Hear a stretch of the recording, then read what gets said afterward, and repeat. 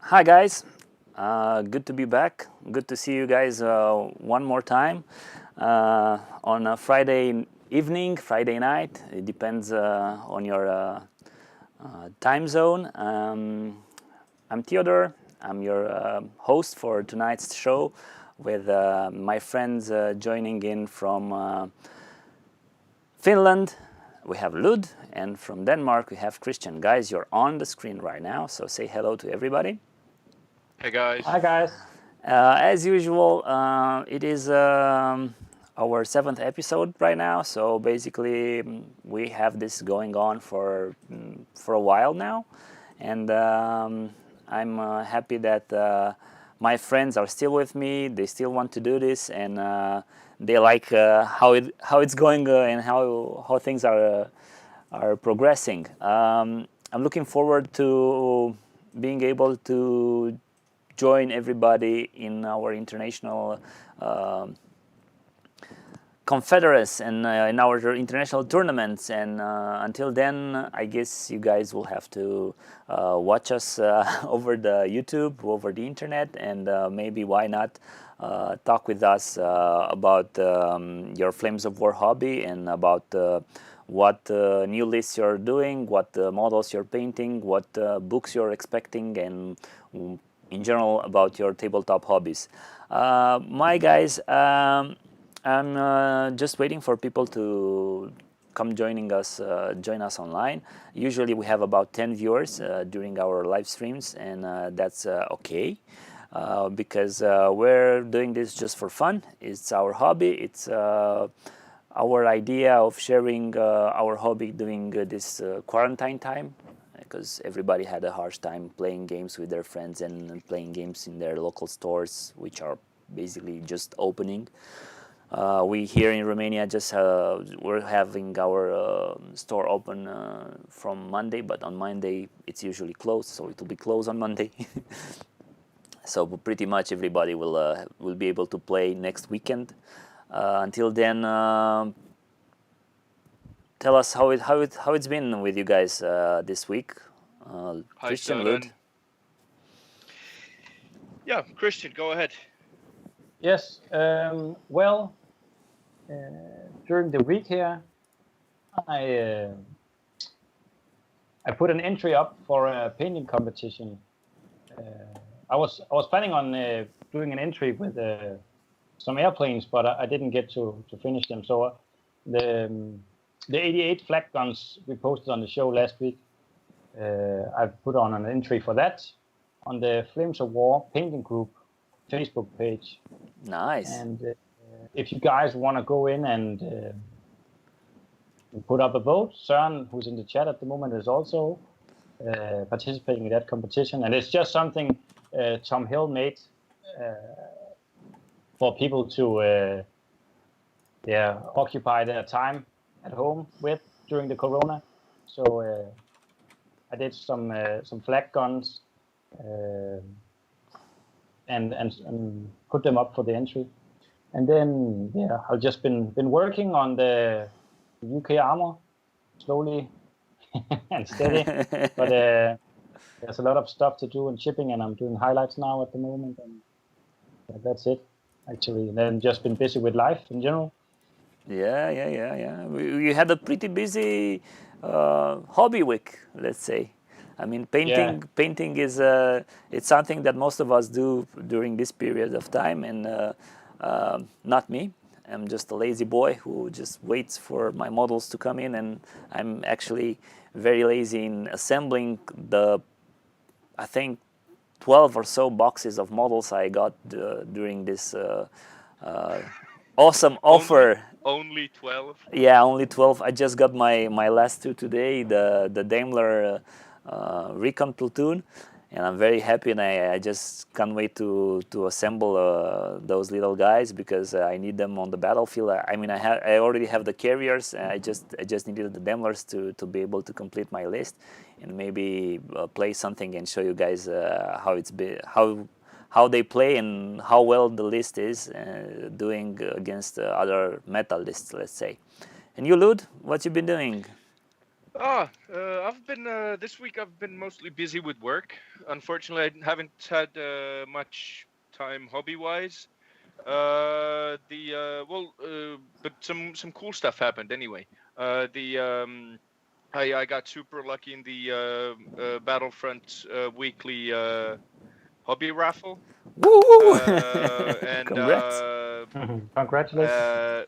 I yeah got really surprised by it. Actually, it was another friend of the stream, who Antti, who sent me a message on Facebook to like congrats, and I was like, hold on, What? it's not my birthday. Then I answer him with like a like some type of what meme. We're like, Yeah, yeah, yeah. what are you talking about? And then he doesn't answer straight away. So I keep on scrolling. I was like, ooh, that one. Thanks. So yeah, Exactly.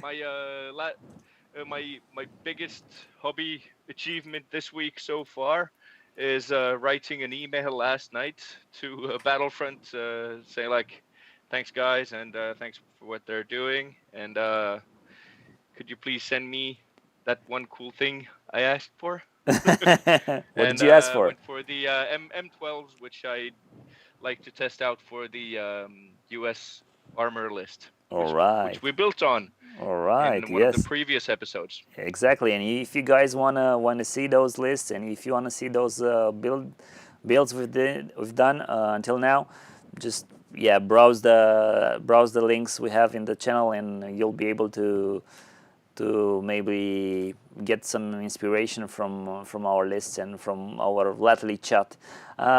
If you're talking about Battlefront, we just had like a huge surprise.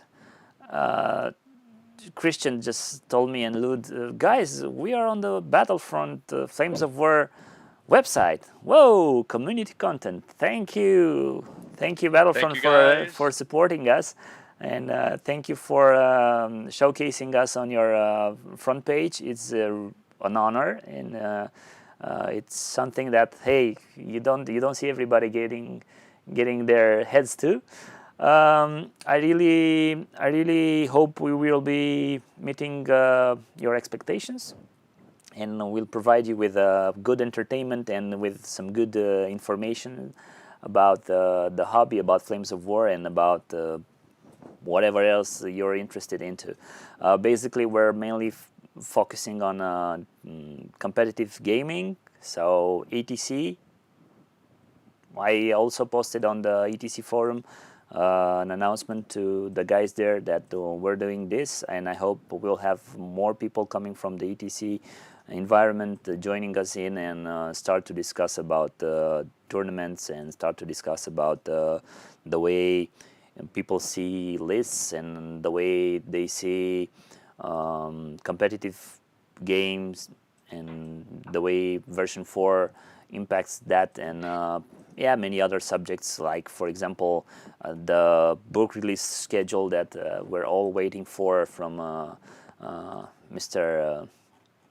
Chris, and we're waiting for the big boss to yeah, from Pete.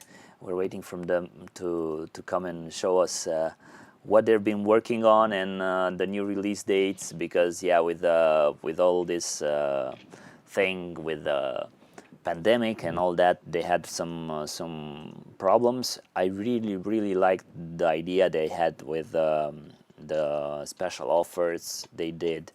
It was a thing to get people to the website, to get people to be able to cope with the pandemic crisis, for like people were not allowed to go outside in some countries, for example, and this helped a lot.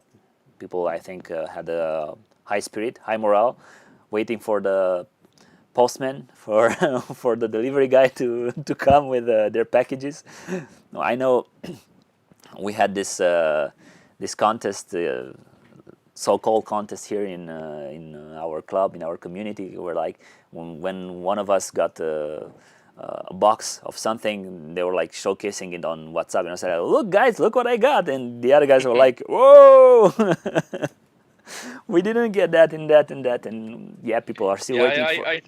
I think the daily messages of did you get something today, or Yeah, yeah, I yeah. got this and this was, I think that went around in any of our communities. In any community, yeah, Yeah. because yeah, everybody was like, trying to cope with everything.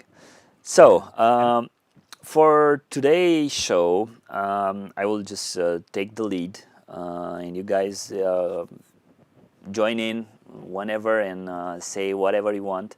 I actually presented this to you last weekend. I I was WhatsApping you at 12 o'clock in the night. I'm sorry for that, and showcasing you and presenting you one of my games I played against myself.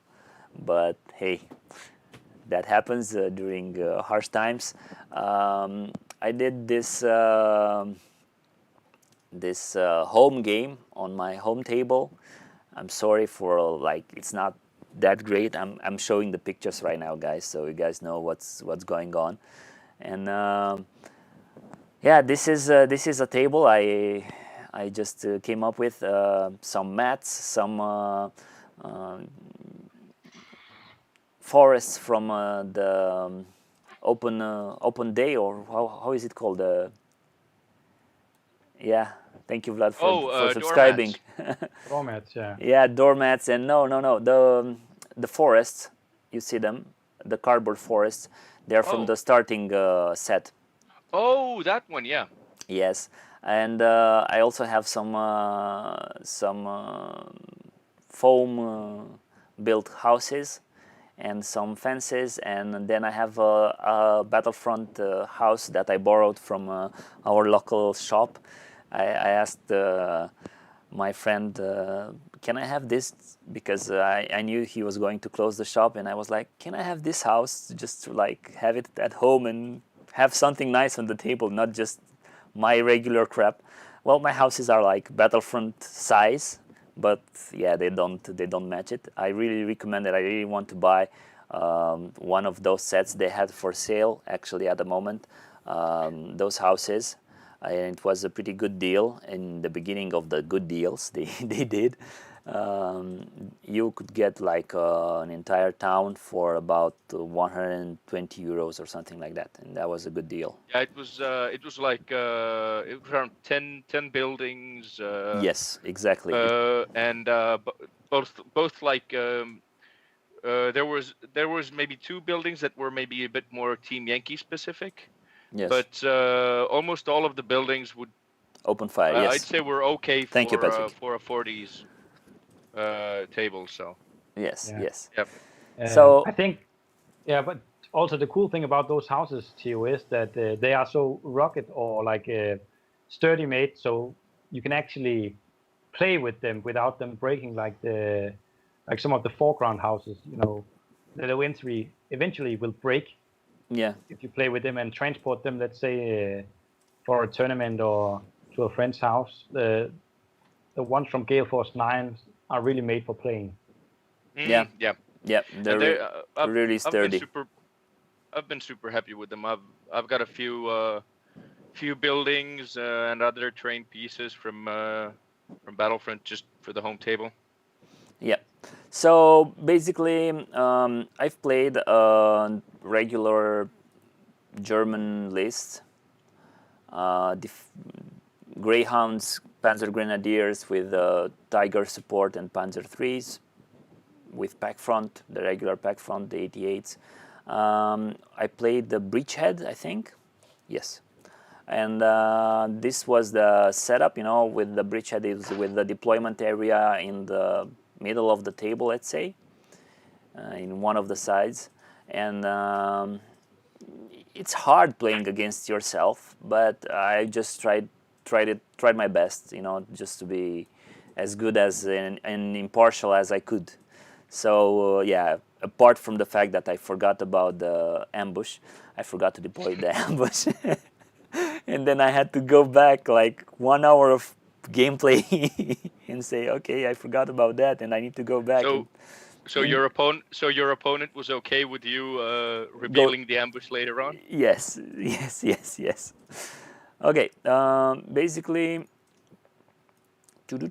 this was the setup. So my list consisted of 2 platoons, so 1 Panzer Grenadier platoon that you see here, which had the Panzerfaust. You guys see my mouse, yes? I think on the stream. Yeah. Perfect. Kristian. Okay, Matej. Yeah, Matej. Thank you for joining in.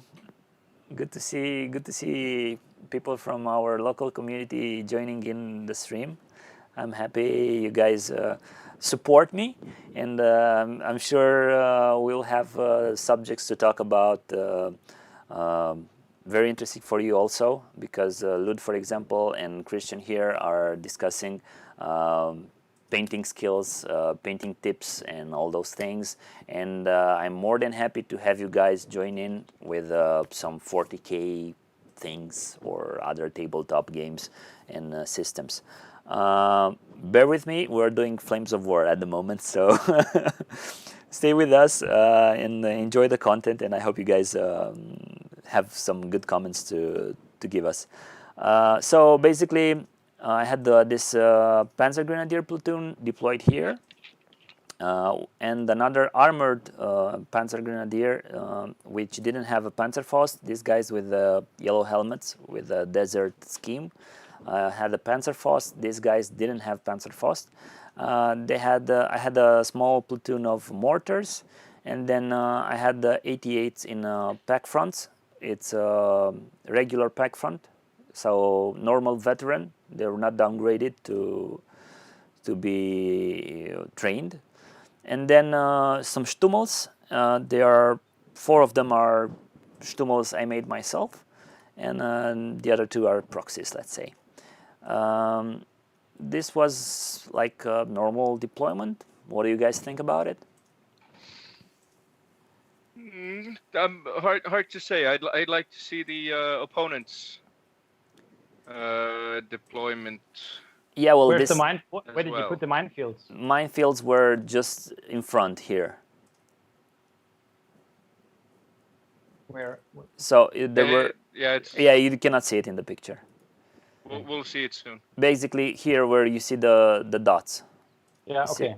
Yeah. So not preventing them to come from here. Yeah, now you can see them. So yeah. So they were facing. So my Panzer Grenadiers were facing Sherman Squadron with 3 command Shermans, and then 2 platoons of 2 full platoons of Shermans, and then 1 3 Sherman platoon, together with some Crusader AAs, which they don't come into the pictures, I think, because I just kept them behind to be sure that my list will stay on the table. Then as support, I had this parachute platoon, together with Avres and Churchills. So basically, I also had some dingoes on the other side. Yeah, these are the guys. They did a spearhead with the dingo. One thing that actually hit me when I've done this test. This is the first time I played an English list. Was the fact that the Daimler and the Dingo have 8-inch movement, tactical movement, which actually it's not that good when you compare it to other recon. Yeah, the Greyhounds do 10. Greyhounds do 10. The Jeeps get 12. Gibbs, yeah, and the SDKFZs get the 10 as well. So basically, they are like slow scouts. And I think it's my idea that push them and rush them forward is a bit like I have to test it and see how it goes. So these guys deployed on the other side, on the other flank. I was going for the objectives, putting pressure on both objectives. I was hoping to to just overwhelm with enough fire shots and see how everything goes. I have one question to you. Yes. Did the Panzer Grenadier have any recon by themselves? No, they didn't have any recon. Okay, because sometimes when you play bridgehead, it's good. It's good to have a recon. Yes. Yeah, so to deny him the yes. outflanking ability. Actually, the Panzer Grenadier was a list. I didn't want to put any special units. I just wanted to build it as. I mean, you can see pack front in any Panzer Grenadier defensive list. You can see Stummels in as also, and yeah, and Tigers and all those kind of things. Like for example, I wouldn't have used maybe the 3 Panzer IVs. Maybe I would have went with a company of recon, because for 16 points you can get about 5 platoons. So that's consistent enough to stay on the table and to help you also with this recon movements. This was first turn movement with the Shermans just blazing and coming as close as they can to the 88 and trying to shoot it down with direct fire. Here also I just pushed the infantry with the follow me, very easy to achieve with the 3+ being fearless. They came as very close to the guns and to the mortar, and Panzer Grenadiers also moved the Avres and the Churchills. So basically you can see the 8 inches the Avres moved, and the parachute, which actually did. So they did the normal 8 and plus 4, so 12 inches, which is a lot.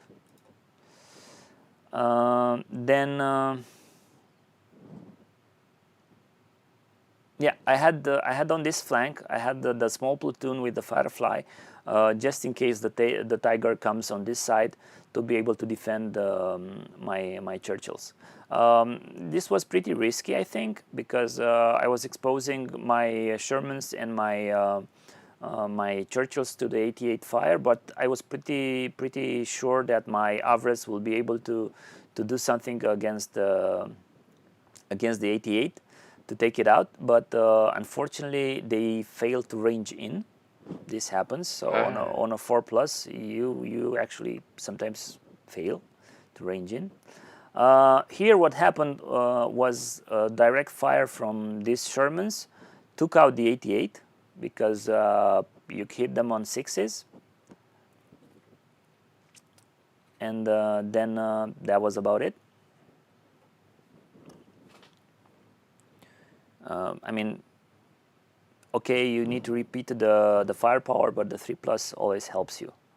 And also, I think I fired, you can see a dead Stummel here, the Fireflies. I've shot to the Stummel, because it was 5+ to hit, no concealment here. What do you have in ambush? The Pack 40s.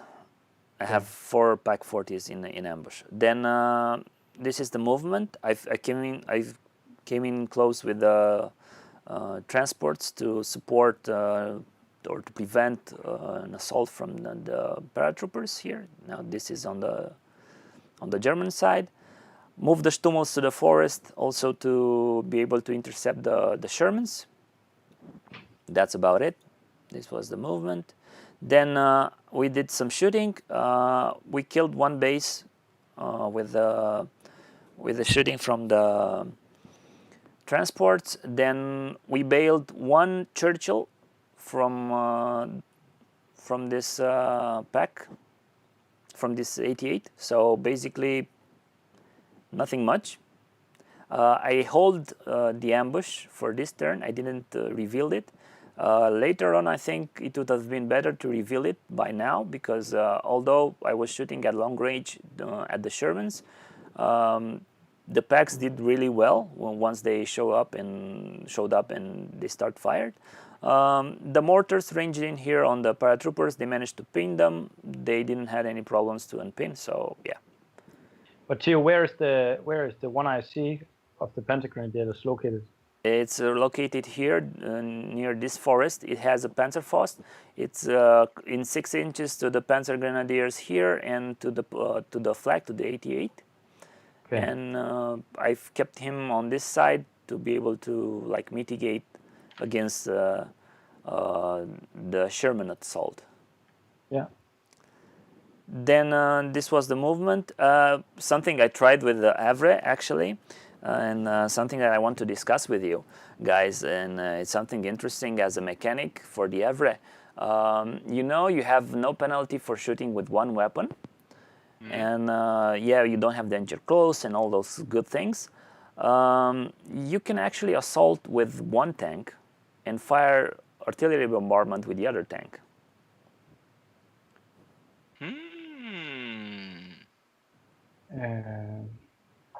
Because it says that a unit that fired artillery bombardment cannot assault.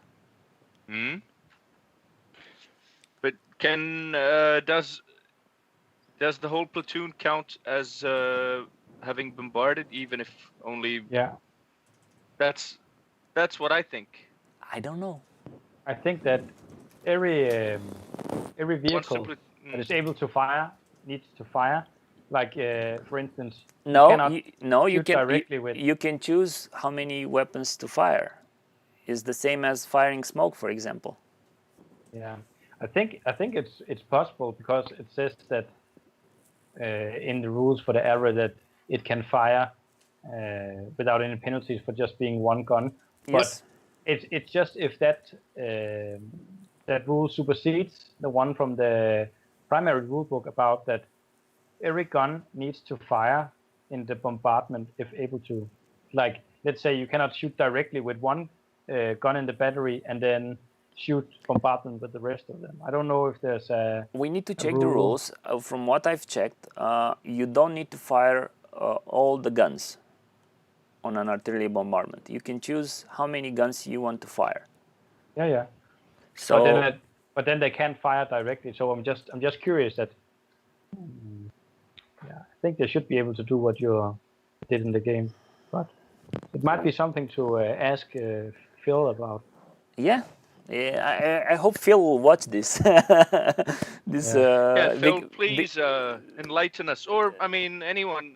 If Wayne happens to watch this and you know the answer, please. Yeah, no problem. On it. No problem. Yes, and you guys in the chat also, if you guys see anything that. We're doing wrong or I've done wrong in rules play and this kind of things, just tell me. So basically, I wanted to assault with that Havre. The other one I moved just to be able to bombard the Panzer Grenadiers and the mortar platoon, and also to get the 88, the flak under the template. I moved in the Shermans in concealment to take out the transports because I was not going to assault with my infantry in the forest. Although I could have tried to do some smoke shooting with the Churchills, but it was quite risky to assault because there were like a lot of MGs. Too many. So, yes, so I went with trying to assault with the Havre and trying to assault with the Churchills. Let's see what happened. On the other side, I also moved towards the objective because with the 88 gone, it was just 188 and some Panzerfausts, which are like very powerful against Shermans in defensive fire. You wouldn't think, but they are. I actually managed to blitz this platoon, so I tried the blitz to get it into close range to this gun and be able to do some shooting. This gun actually fired at the Shermans and just didn't hit anything. There were two threes on my dices. I got these guys on the hill to be able to see better and to be able to shoot over the other Shermans. My HQ platoon was together with these two platoons to be able to provide them with the reroll they needed for eventual assaults and morale or other things to get bail in. Then shooting, what happened? The Churchills actually just gunned down the 88. I mean, 3 shots of Churchills at 5+. I got 2 in. You know my dices. But Theo, do you have a 6-pounder in the platoon, or did No. you only have 75 millimeters? Only 70 pounders. You know my specialty, because, for example, I rolled the first was a 4+ on the firepower, and then when I re-rolled it was a 3+. So basically, having a 6-pounder would have been like, that 88 is still alive. So that's something that great. Yeah, okay. Then I fired the Shermans at the transports, managed to kill 2, bail 1, more than enough. I bombarded, nothing happened actually with the Havre. I think I didn't hit any because I ranged in on a second attempt or something like that. And I assaulted with the Havre, and I also assaulted on the other flank. I shot smoke. I was able to shoot down the 88 with direct fire from these Shermans. You guys see with the small delay, I think. So I shot down this 88 with direct fire from the Shermans, from all these Shermans. And I shot with the HQ smoke and assaulted here with these 2 guns, these 2 Shermans. So I had 2 assaults going on. What happened was that the Havre actually failed to hit. The Panzer Grenadiers stood to fight, and the Havre failed the 2+ cross. So basically got captured because it has a 5+ counterattack. Of course, they didn't stay to fight, and they were forced to go back, and I lost an Havre, which is not good. This is the second thing I learned during this game. Losing an Havre is very painful because you'll start doing the 4+ tests every turn. So basically, because the Havres are 2 tank platoons, right? Yes, and what Kristian said, that get as many Havre as you can. Yeah, get as many Havre as you can if you're basing your strategy on Havre. The more you have, the better. I mean, one can go down like from a mistake, from an airplane, from I don't know, anything. Yeah. So even having one bailed, although they have a 3+ remount, which is good, it's an additional risk that you want to avoid if you can. Exactly. But I have a question to you, because as I'm seeing it, you're very stationary with your Panzer Grenadiers. The ones you have closest to us here with the destroyed Havre, were they the ones armed with Panzerfaust? No, these guys were not armed with Panzerfaust. Okay, because one thing you could do is, instead of sitting idle with the infantry, sometimes it's an idea just to go up and assault him and make him fail his counterattack and push him away, and then go back into your holes. Yes, you'll see that happening on the other flank. Okay.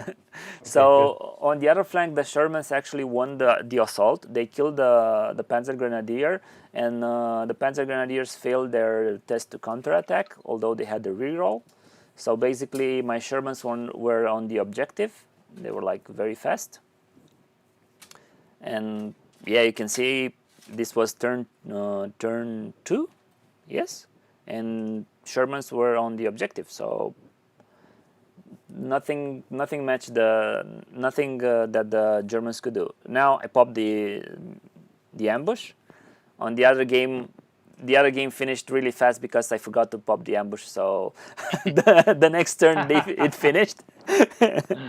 But after about 1 hour, I was like, "Oh, this finished quite fast." And then I was like looking on the side of the table, and I was, "Oh, I have 4 Pack 40s here. What am I going to do with them?" And then people don't forget your reinforcements or your ambushes. They are actually useful.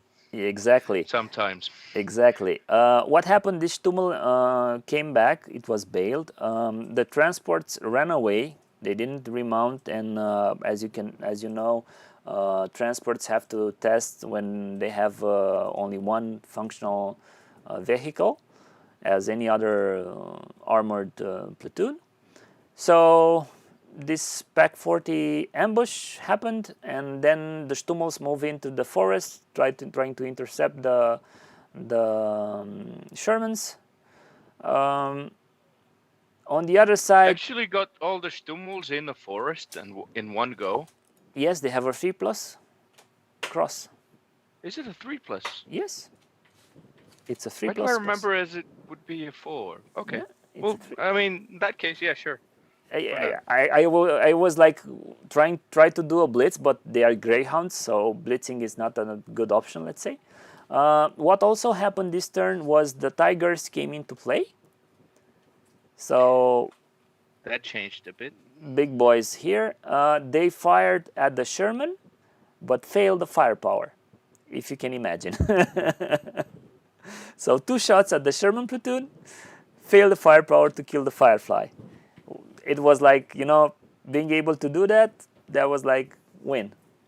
They also came on this corner, so it was scatter reserves. So this is why they came here and not on the middle of the table, at long range from the Firefly.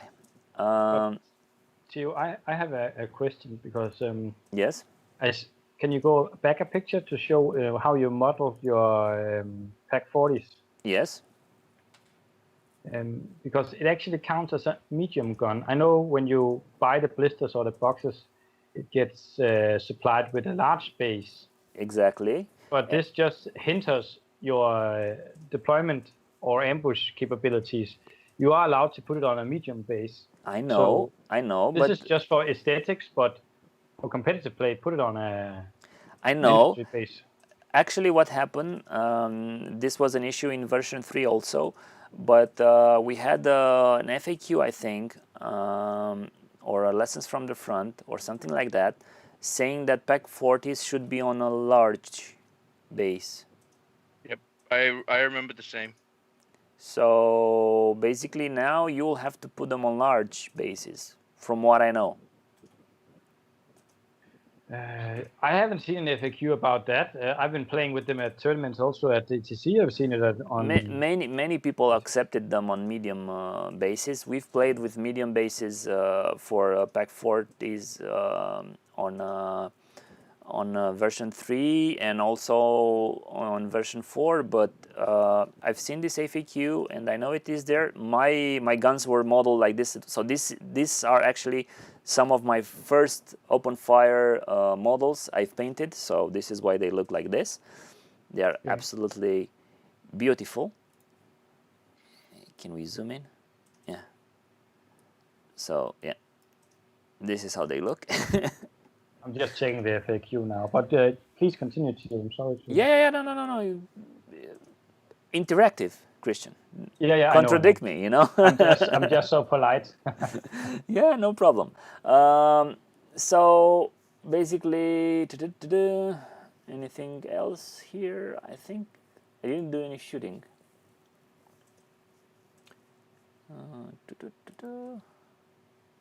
Oh yeah, so the Pack 40s shot and killed one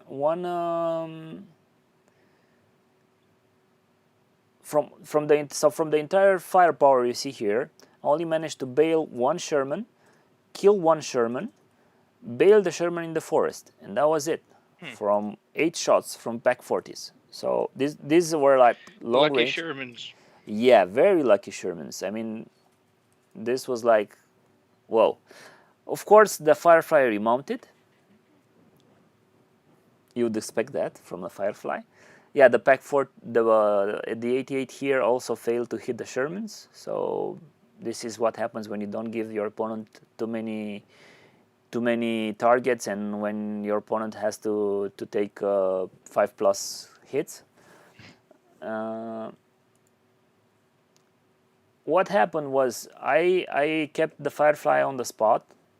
I moved on the flank to the Tigers those 2 Shermans, because yeah, the Shermans have some chance. Then I moved the entire paratrooper platoon to be able to assault the Tigers in case of bailing or stuff like that. I also had the Piat, who knows, could do something. I moved the Havre and managed to range in. I moved the Churchills ready to assault. I moved everything, you see the Shermans up to close range and as aggressive as I could. I didn't remount the Sherman in the forest. Then what happened? Firefly got 2 hits on the Tigers. 2 5s. Luck. Just your dice. Yes, my dice. 1 Tiger dead. 1 Tiger actually matched the anti-tank, and it was just bailed because the Firefly passed the firepower, and of course it was captured. I mean, that's why you get infantry to assault Tigers, bail out Tigers. You just it was there. It was a free platoon. That's assaulting bogged down or nowadays bailed out. Bailed out Panzers. Yes. Tigers. I just want to send my best regards to Holland, to a gentleman who lost 4 Tigers in 1 turn, assaulting 1 platoon of American infantry. Yeah, sorry about that. Bad dice. Happens. Good memories from the tournaments, I guess. Yep. I think you were a few tables away. Yeah. Playing another good game. You hopefully bought the guy a beer. Oh yeah. The ETC rules, at least when you play with me, are in effect in any tournament I go to. So. Winner buys beer. Yeah. Best rule ever. So. But by the way, what do you do when the guy says I don't drink beer, or I don't drink? Do you offer him a Coke? Well, he disappoints me quite. I mean, drinking. I know a lot of people. Our captain, for example, he's not drinking alcohol. He's like a very nice guy who doesn't like to drink alcohol. But at the tournament, we as a team have this custom to share a palinka with everybody, and he's having shots of palinka, And if he's having shots of palinka, I mean, everybody has shots. Everybody should drink, I'm not encouraging the consumption of alcohol or anything, but it's like, yeah. So, carry on. I was actually, I think, here. Yeah, Rip Garbin. Yeah. Yeah, I think. Look, Patrick also knows your rule with the beer. Patrick knows the beer rule, and Tees knows the beer rule as well. I think Tees is actually referring to the gentleman who lost the 4 Tigers. The 4 in 1 Tigers. turn. Yeah, Gerben. Yep. Yeah. Say hi to him for me. Yeah. So. Gio, I just checked the errata or the FAQ. Yes. There's nothing saying that you should use for the large spaces. For the pack 40s. Okay. Maybe it was just me. I will look for it, and when I will find it, if I find it, I will tell you. Yeah, bring it for the next show. But there's nothing that says here that that they are supposed to be on that, because it's a medium gun. Yes, and it has a 3+ safe, so basically it should be on a medium base. Yeah, exactly. So, what else happened, I think, during this marshmallow, let's say? The Stummels died from direct fire from the Shermans. You'd expect that. The packs got pinned. This pack got smoke. So 1 Sherman shot the platoon that had the 2 Shermans left. The Firefly, I think, shot at the Stummel, and the other Sherman shot the pack with smoke to just cover it with smoke. So it was the only gun in 8 inches from the infantry here. I was preparing for the assault, and then the assault happened. I don't recall. Yeah, it got pushed back. So one pack fired, and one shot from the Panzerfaust. It was just enough to bail 2 of these guys. I was lucky that the pack didn't pass the firepower. So 1 Sherman got bailed, and 1 Sherman got bailed from the Panzerfaust that also failed the firepower. Assault came to a halt. My HQ was also joining in with these 2 Shermans. I would recommend, if in the same situation, not joining in your HQ. Maybe just try, because it was just 1 base, maybe just try go in with 1 platoon of Shermans and see how the assault goes. See if the fire... Sometimes you have to go for the overkill. Sometimes it just, I mean... This is what I've done, but it was a mistake, because not joining my HQ to this platoon and doing a separate assault would have been, I mean, how many times do you hit 5? It was a 5+, yes, and a 4+.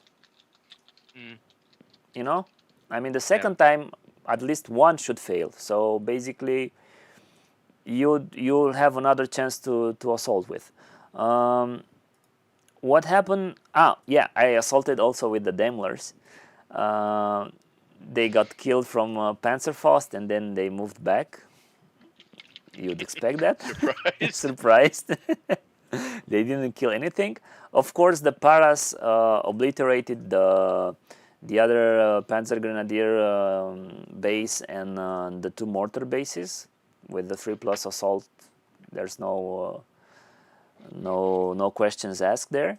Then the Churchills tried an assault. I had just 1 more available base to assault, this one. And I got a Panzerfaust from this guy in the building, and it passed the firepower. I mean, it passed through the armor, passed the firepower, and I got 1 dead Churchill. Just doing a reckless assault. The assault. Yeah, but I think it's a good idea to do that, because if you just sit idle with your infantry, you're giving all the initiative to the other guy and just sit there and take punishment turn after turn. So it's important to use 1 team once in a while to try and make a push. Try to do something, yes, and especially with the Panzerfaust. I mean, the Panzerfaust is so powerful right now. I mean, for example, it used to be powerful in version 3, but in version 4, the way they did it in a late war, I mean, now is the first time it appears, it's such a great weapon to have on your infantry, and it's an upgrade I will definitely take on all my platoons, infantry platoons, because they help you a lot against tanks. Now it is a tank game. Everybody is bringing tank lists to the tournaments, to the competition. So basically, you will not expect too many attacking infantry lists. I mean, I might see some paratroopers or some commandos occasionally showing up at tournaments, but basically everybody will bring tanks to assault and tanks to attack with. So infantry should have Panzerfaust, especially the Germans. I don't recommend bazookas for the Americans on the other side. So I recommend normal rifle guys for the American force. The other Sherman assaulted here in the forest. I was going for the 6 to hit, and he died horribly because Panzerfaust. So this is what happens. Why no bazookas?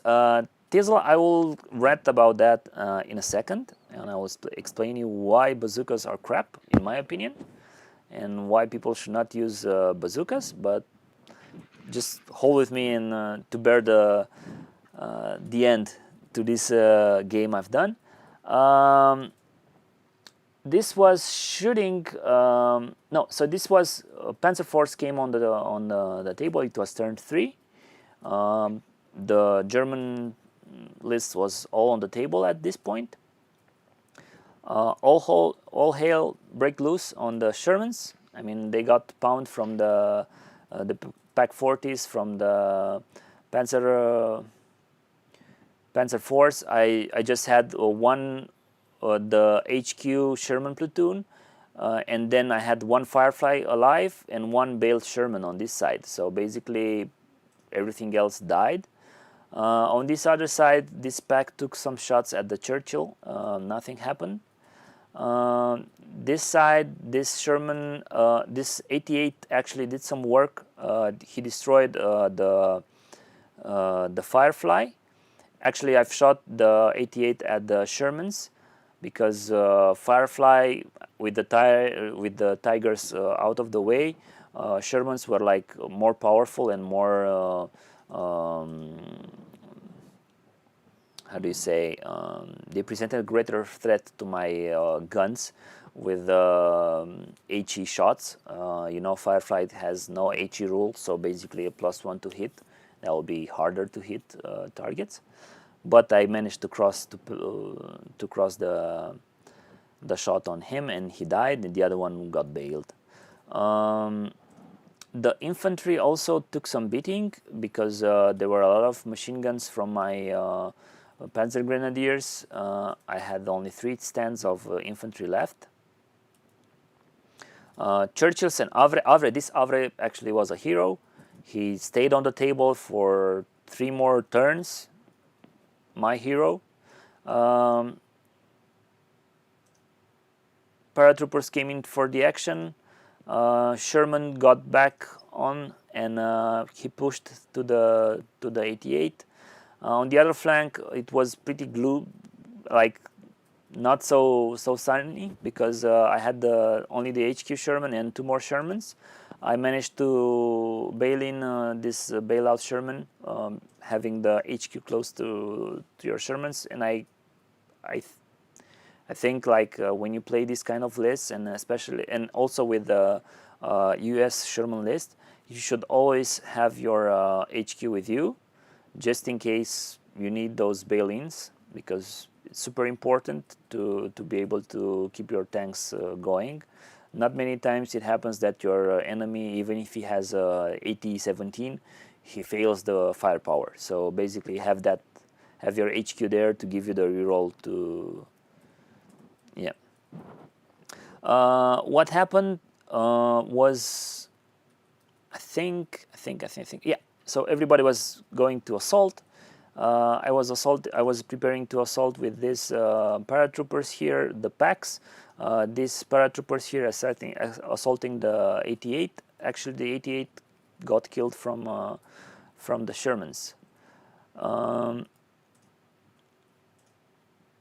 Yeah, this is the assault with the paratroopers, and it got in the assault. The Panzer Grenadiers got back to fight the paratroopers. They stayed to fight it. This pack survived somehow from a 3+ assault, and paratroopers failed the counterattack. So happens. Say what? Yeah. I rolled a 1. Everybody can do that. Even with commandos, these guys would have been like out of the combat. Even with your dice too. Yeah, I know. But you see, it compensates. Yeah, it adds up in the end. It's math. Yeah. Then I tried another Daimler Dingo assault. Of course, the Dingo died from Panzerfaust, but the assault went in. It actually pushed the Panzer Grenadiers back because they failed to the 4+ to counterattack. This is like showcasing why you should assault with Daimlers, although they have 4+ to hit, which is good. It's the same as the Shermans, so basically why not? and you force your enemy to roll a dice to check for morale. And if you have nothing to lose with doing that, I mean, here it was this Daimler troop was just a support troop. Why not do this? Yeah, I mean, I see the logic, because there's especially if it's not at such a critical point with the dingoes, why not try to make the opponent take that minimum 6 inches away from Exactly. And you? imagine having 8 platoons that can do this. Yep. Horrific thing.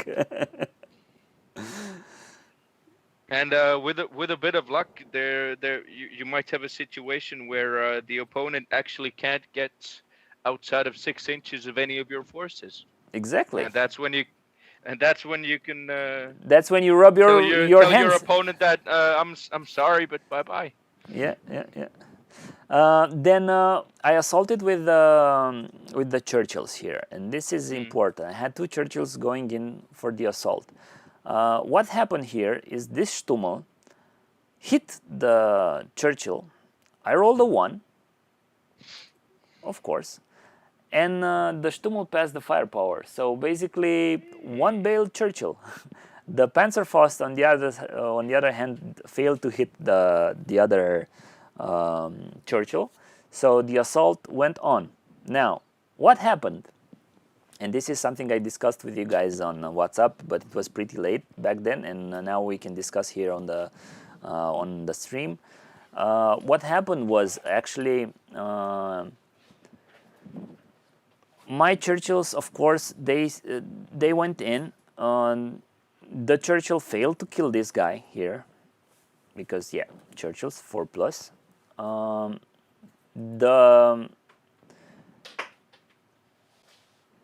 Did he fail or no? So he killed this guy, which was in 4 inches from him.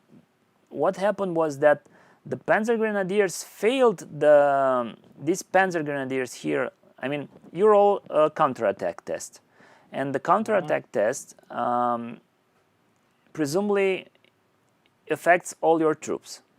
So basically, this platoon, which had only 2 bases left, they needed a 4+. They didn't have any reroll because the commander was not in 6 inches from their command. But the other platoon had the commander in 6 inches from their platoon command. So basically, they benefited from the reroll, right? Okay, so these guys stayed to fight. They came back to fight the game, and actually what happened was that because these guys failed their counterattack, they should have went back 6 inches from this bailed out tank. And I was like, do I have to get back from 6 inches from bailed out tanks? And actually, you have to. I've read the book, I've read the rules, and I was like pretty much, whoa, you can do this. And I was like almost asking myself if I did a mistake with the bailed out tiger, and if the bailed out tiger can stay and fight, and if he can take counterattack tests and all those kind of things. But the rule says that only non-bailed out tanks can fight in assaults. This bailed out Churchill was not fighting. He was just staying there. And so the assault went on. The Panzer Grenadiers came in to smash the Churchill. I think they actually managed to hit it, and they failed the firepower. And I had to do the test. It was double bail on the Churchill, and the Churchill passed the test. And then the Churchill counterattacked. The other Churchill was in 4 inches from this base, and he came in. And I kept these guys here on the table because I was not sure of how to interpret the rule. So I didn't push them back 6 inches until now. I mean, I didn't move them in. You have to because it's. I had to, but I didn't know what to do. I just kept them all right there. And then I pushed this Churchill here to assault this guy. And eventually what happened, this guy failed the counterattack with the reroll. So he also had to go 6 inches away from my bailed out Churchill, which actually made my Churchill stand on the victory ground. So this was game over for the Germans and the win for the Brits. And I learned two things from this. So one, your bailed out tanks in an assault, they are still counted as an assaulting unit, and if your opponent has to retreat, he has to retreat 6 inches away from those bailed out tanks also. I also found out, because I was like thinking, the version 3 old rule, which said that if you're winning an assault, you're automatically unpinned, and you're also bailing in. Yeah, And but the thing is, in version 4 is not like that anymore. You're not automatically bailing back in. So you're staying. You remain bailed out. Yeah, but the thing is, Gio, here in the case, can you go one picture? Yes.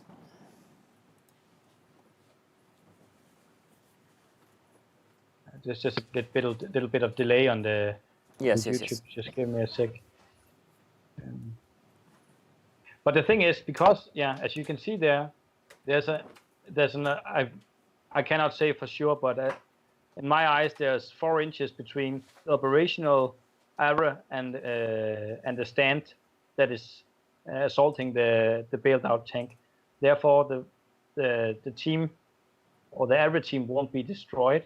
So you still assault them, and there's a tank within 10 centimeters. With it counterattacking, it cannot reach the other team, but he can continue to force you to roll a counterattack test continuously, and if you fail it, you have to break off. So one more time, because the average team that has a blue dice behind it, it's a Churchill. It's a Churchill. Bailed Churchill. Churchill, a Churchill. It's bailed out, right? Yes. Okay, and then closest to the camera, you have another Churchill tank, or to the Havre? Yes, this is the Havre, close to the forest, let's say. Okay, and the tank that is in contact on the left side. It's another Churchill. It's another Churchill. Yes, it's the second Churchill from the platoon. Okay, yeah. So there's two tanks operational in that platoon. Yes. And one of them is bailed and placed on the objective. Yes. But the other tank that is operational in the Churchill platoon with the bailed out tank is still within 10 centimeters yes. of the infantry stand, and therefore you cannot destroy the bailed out tanks. Exactly. The assault continues. Yeah, and then he doesn't care about you hitting him. He just wants you to make a forced counterattack for you to fail it. Exactly, and this is what happened actually, and this is how the game ended. Yeah. Yeah. This is the final showcase, final picture. The result was like the British player lost one Sherman platoon. So basically, it's an 8-1 victory. Yeah. For I the think Brits. if I were the German player, how many AT-14 guns do you have in that British list? How many what? AT-14? 3. So 3 Fireflies. Okay. I think I would have started in with my my Tigers. On the table. Yeah, on the table, because it's 24 points worth of units, and then your packs, for instance, and then keep the rest of the infantry on, and then the rest in reserve. Okay, so basically keep the Panzer Grenadiers, R1 Panzer Grenadiers off the table with the packs. Yeah, and maybe the mortars, I think, also, because you should not forget they are Greyhounds. So basically, it's 13 points. With 10, that's 23, and you need one more point from the mortars, so 24. I'm just thinking I would keep on tigers, and then just go for the Sherman platoons, and then the Churchills aren't able to touch your tigers at all. Exactly. And then you'll have enough delaying action, because 24 points worth of units is a lot, and with them not participating the entire game, it's tough. Yeah, I agree with you.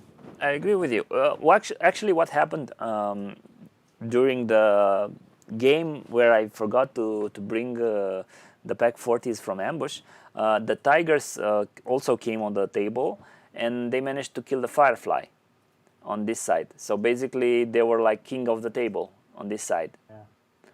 But how many units did you have in your Stummels? 6.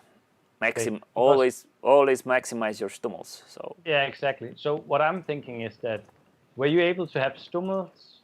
How much? They are 10 points, right? Stummels are 9 points, and with 9 points. Greyhound they are 7 points. Yeah. So yeah. So I'll keep them on. The Tigers, that's 31 points. Then a Panzer Grenadier platoon and your pack 40s. You should be able to squeeze all of that in.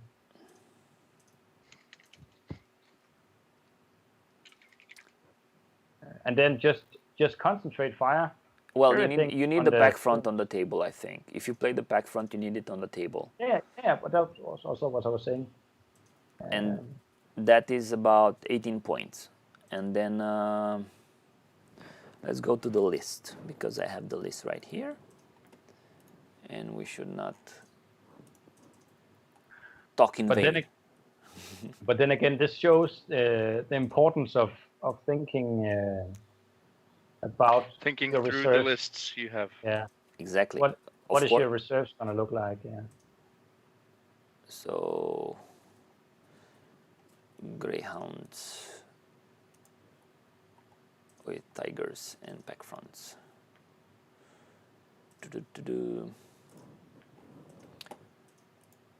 Greyhound card. The Greyhound card is just such a good card. It's gold, yes. I like the 21st also. Not the 21st, the rebuilding one. 9th rebuilding. It's also good, but this one is, yeah, it's gold. This is how the list looks on my side. So basically, keeping the tigers on the table will cost me 13 points from here, 10 points from here, and this mortar platoon. So basically, having the Panzer Grenadiers with the Stummels and the 88s and the tigers in ambush. This is what your setup would have been. Yeah, I wanted as many the guns for them to be effective. I think I wouldn't place. I think I would place the packs in ambush, so they won't get destroyed by you cannot. arrows, by the way. You cannot hold them on the table. The pack 40s. There's not enough points. Oh, you can't. Okay. Or you just take out all the infantry, and I think you need you have infantry. to have one. You have to one platoon on. Exactly, you need one platoon of infantry. So, but then I would put the Stummels in ambush, because they're squishy, and then just hammer the Sherman platoons. Yeah. So to kill the AC-14 as quick as possible. Exactly. Keep the tiger on the table. This is what my dear good friend Fabi is always saying. Why you take a tiger in your list if you don't have it on your table? If you bring your tigers from reserve, you're not a good German player. Actually, I wasn't. Yeah. Søren, you're quite right. List, if you manage to build a really good list and you get lucky with the terrain and manage to nail the deployment, you can. I wouldn't say you have 100% win chance, but your win chance. Ahead. Yeah, your win chance is pretty high. You have a pretty good chance. And one thing is really good if you can build lists that can have like several how would I say, several fronts, as in it can you can have two sides of the table fighting independently, and they don't have to rely on each other. That's the best of That's the best thing. that's With a really good thing, with the because that Brit, forces your opponent to split his forces, and that's when everything starts going downhill. it depends. So It it's depends. happened to me a few times.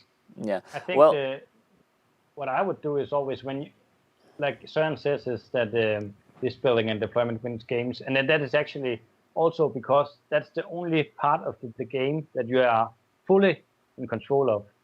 Mm. Because the dices will have something to say about the game when it starts. So when you choose your deployment zone, I always try to go for the side with a hill so that I am able to ignore low terrain. yeah. And then I That's the would new magic. sacrifice. That's the Yeah. new magic. Then I would sacrifice some linear terrain for cover, and then rather have the hill, because it's just like in Star Wars. I have the higher ground, Anakin, and it really makes a lot of difference when you're shooting. Exactly, exactly. And placing, for example, an 88 on the high ground, it's devastating for your opponent. Yeah, then it's certainly tough to be a Churchill player. Yep, yep, yep. Yeah, guys. So see, Kristian here with a very good point from the German side. Having tigers on the table would have probably made the life much harder for my British list, my British force. I will show you guys my British force also, so we can discuss something on that. Basically, let's just go back a little because I don't want to jump over this subject actually. Pack 40s will be kept off the table. This is what you said, Kristian. Do you think it would be better for the German player to replace this Pack 40s with a better better Panzer IV unit? I mean, having 5 tanks maybe? I'd say that in every list nowadays, you should at least have one recon choice. Let's say you're playing a counterattack, or let's Yes. say you're playing breakthrough. Yes. You need to be able to reach the far objective quite fast. Yes. So as a defender, you need to have recon in your force. Exactly. Exactly. So maybe remove the Pack 40s and get some recon and buff your infantry a little bit, or upgrade your mortars and stuff like that, because you have a lot of AT with the. Yeah, but you see, it was not enough for this game. I mean, No. what happened? I mean, I would go, for example, just let's try something out. So you say we should buff the infantry. Yeah, or at least if you want to get more AT, I would make the Panther platoon into some beach defenders if possible. Why? Because they are on foot, and it's just cannon fodder for you to be able to get more points for the hard-hitting stuff. True. I agree with Kristian on this one. If you just want static infantry, go with the Beach Boys. I contradict you guys. Every time Beach Boys die from bombardments, like piñatas, you know. They're supposed to be piñatas, but the idea is to have stuff supporting them to take out possible attackers. I would never make a list without some recon, I think. Yeah. So recon is really good. I mean, especially when you're attacking, because I've never been in a tournament where I haven't ended up attacking, even if I wanted to defend, or if I've wanted to attack, I've always, from let's say 6 games, most likely 2 at least, are me defending, due to some missions just well, you decide who attacks, who defends with a dice roll. And well, when you end up attacking, the ability to either expand on your deployment zone or getting a really nice flank on the opponent with a spearhead, it helps out a lot. And it can actually, in some cases, it can decide the game as well. Yeah. But let's say that when you're building a list, you say, I would try to win through an aggressive list or a defensive list. And if I'm going to make a defensive list, I will make a list around 60 points. And then the 40 points are just nice snacks. I want a unit composing of 60 points that can fight individually for 3 consecutive turns. Because you cannot make a hybrid list in version 4, in my humble opinion. It simply doesn't work. You need to make a defensive list around 60 points that can fight for 3 consecutive turns. Yeah, it's actually my point. I mean, having. I mean, you're saying Beach Boys on in the 60 points? No, on the 40 points. Because for me, Beach Boys don't fight 3 turns. Beach Boys die in turn 2. In turn 2, they're dead. I mean, if you can deploy your Beach Boys in how would I say, defensive layers, nobody will be through them by turn 2. No. Don't know what to say. Actually, I mean, I've make played defensive lines, like have your door. Well, we're going into military slang here, Yeah. so please tell me if you lose me. You're going to have your doorbell, so to speak. The guys Yes. that either, well, in a game you don't mind losing them, but ideally you might want to be able to pull them back to a line that is a bit stronger, that can actually take off some of the incoming attack. And then you would possibly have, the Beach Boys are cheap enough to have 3 platoons or even more. You would have that third line which can actually hold, and I cannot come up with a single list in Flames of War that can punch through 3 defensive layers, especially if you can support those layers with 88s, or, well, now I'm talking with the German supports, because we're talking about the Beach Boys. If you can get your packs intermingled, let's say you have your doorbell, behind those guys you have 1 pack, and behind your second line you put 2 packs. If you use the pack front card, they're independent. You can put them as wherever you want. There will be not a single list that will push through in 2 turns, unless they're super lucky with their dice. It depends. And if they're others. They still need to be really lucky. Agree with you. I'm showcasing Beach Boy, ETC Beach Boys. I'm calling it this list. It's a list that it's pretty fancy, as I like to say about it. It has the Tank Hunter 8.8 centimeters, the Pack 43s, the 88s. It has Pack Fronts, it has 3 Tigers, it has a Scout, and it has the Beach Boys, which are buffed with Panzerschrecks and Panzerfausts and these kind of things. This is a list I'm eager to try out. It's an overkill in 80, 40, 70, but it's a list that I think will make some trouble to IS lists. Yeah, the thing is, again with the Beach Boys, go tank hunting with 1 stand.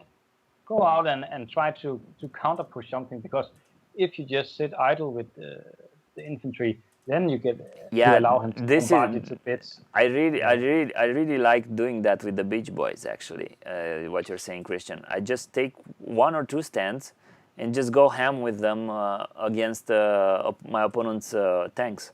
And usually, what happens is they panic, and they either go for machine gunning those 2 little guys, and they forget about my entire platoon and about the objective for at least 1 turn or 2. Exactly. And then that's a win for me as the defender. Yeah. But yeah, this is a list I would like to try. It's a 3+ to hit almost everything except for the tigers and the puma.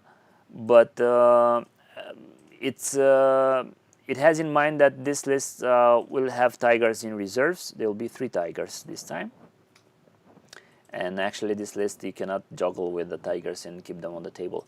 And what Kristian said, tigers should be on the table. Or not. I don't know. I think, to me, 3 tigers are a bit overkill. Overkill. For me, no. Because what happens with 3, I mean, I've tried 3 tigers and I tried with 2 tigers. 2 tigers, it's super easy to get 1 lucky shot and then rolling once and the tigers are gone. Usually what I do, for example, when the guy deploys the tigers, as you would have done, I usually take my 8014 or 8017 or my pack front or whatever else, try to shoot that tiger in the first turn. Go for the 7+, whatever. Go for the 7+, go for the hit, and then with the other tanks, do the smoke on the tigers. Yeah. Put those suckers in the smoke. Make them use the blitz. They use the blitz. They might pass the blitz. They might not pass the blitz, and that's how I usually play it. Otherwise, you should buy like a Ferdinand as support. Yeah, Ferdies are like super good, and we'll discuss on the German lists also. I mean, I've already shown you guys a bunch of German lists.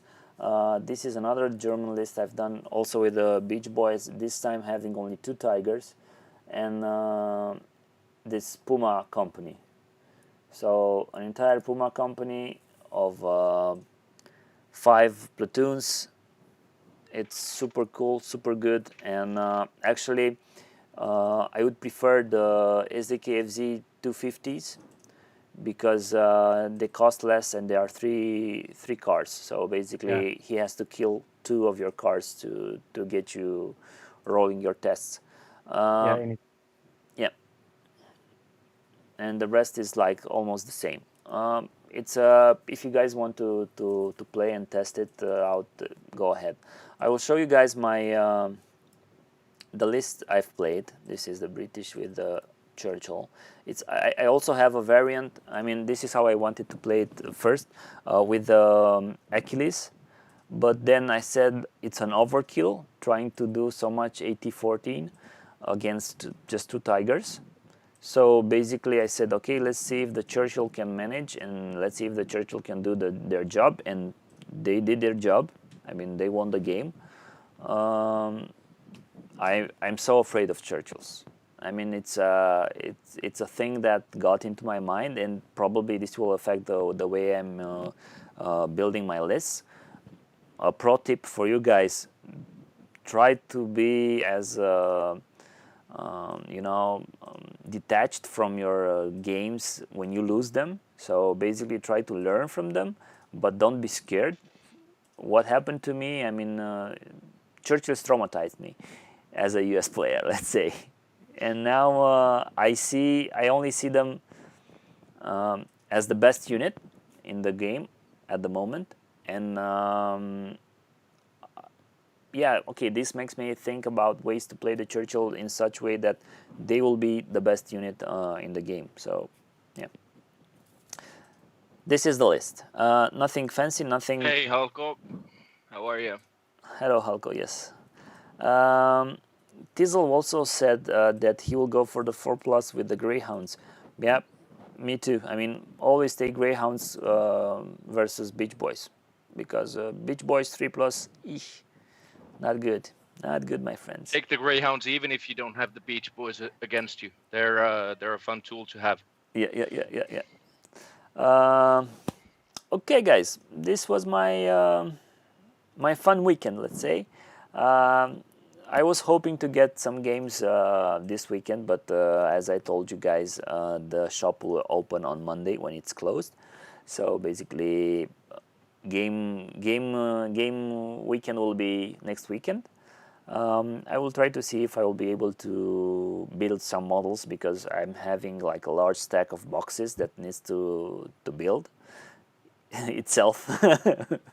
Hopefully. So you got the orders to get rid of the pile of boxes. Yes, yes. I see you got the same issue. Actually, no. I've managed to hide the pile of boxes, so they're not a well. They're They didn't disappear. to be honest. I think I could start an issue with them if I took it up, but luckily the since we're preparing to move soon, it doesn't really matter right Yeah, now. order And is not an issue. as soon as we've moved, I'm going to have a room completely to myself. Perfect. So Perfect. Perfect.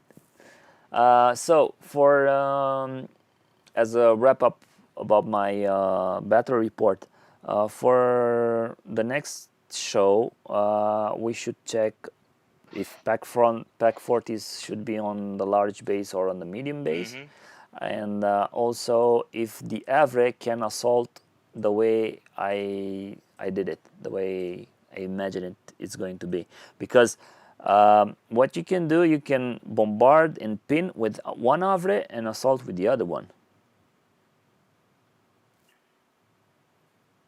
Yeah.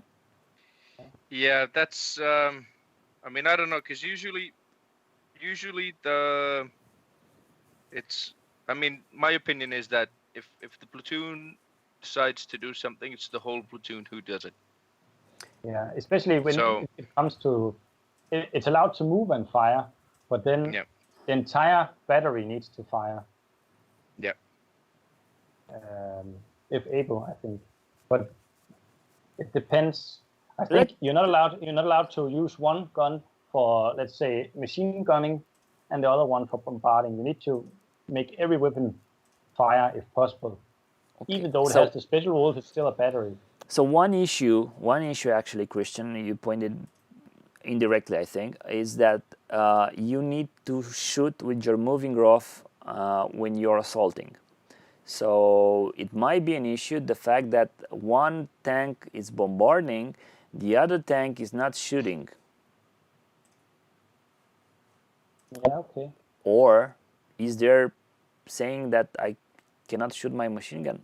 From what I've seen, from what I've read, it said that you can bombard with how many units you want, and this is said only in the smoke bombardment rule, actually, that you can pick. I mean, you can choose to fire with 2 or 3 or 4 guns, the bombardment. So basically, it's not. I didn't find anywhere written that you cannot bombard with. I mean, you cannot choose to not bombard with one of your units. And this actually came up to me only with this Havre, because they are the special things, the special delight of the British D-Day book, being able to get close and ignore danger close and bombard and move and do these crazy things. What's Halko saying there? Enrichment could be both. Yes, medium or large base. It has to be on large base. Oh, look. So Halko says the same. But yeah. Okay, so Halko, we were having this discussion with Kristian, and I said that I found it on Lessons from the Front or FAQ or something like that. Can you tell us where? On which page it is? Because if it's just a picture of it being modeled on a large base, then that doesn't clarify it, because it's a medium gun.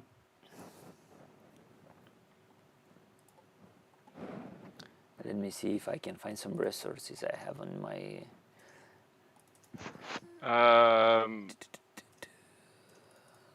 Hold on. The unit cards are so far away. I'd say the simplest way would have been to just check the FAQ. top center. This is from the book, so. Tees, what do you have in the book?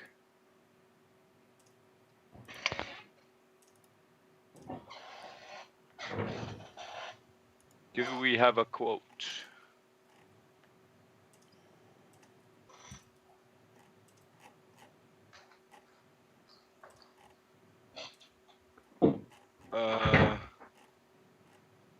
The Gyazo link? I see no links in the chats at least. If you can send it to me privately.